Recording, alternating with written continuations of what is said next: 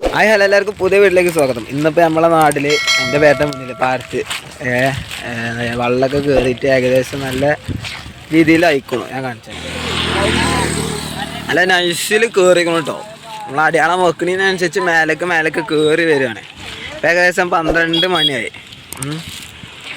നോക്കി നിങ്ങൾ നമ്മളെ ഇതൊക്കെ മുങ്ങി പിന്നെ ഏകദേശം ഇങ്ങനെ കയറി വരികയാണ്.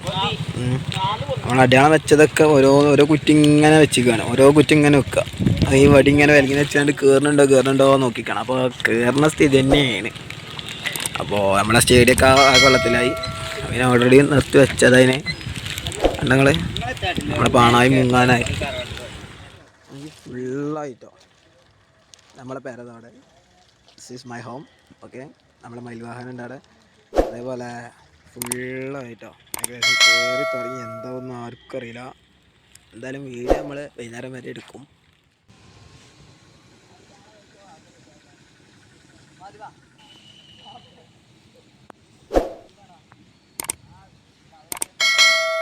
വെള്ളം കയറുന്ന പോലെ തന്നെയാണ് കേട്ടോ.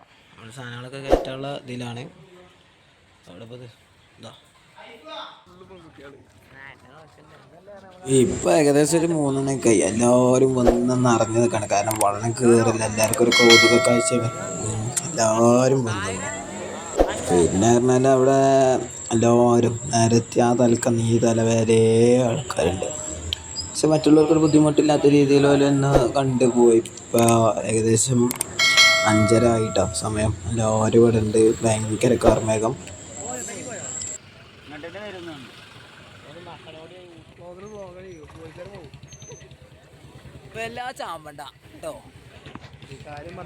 അപ്പോൾ ഏകദേശം 6:30 ആയിട്ടോ.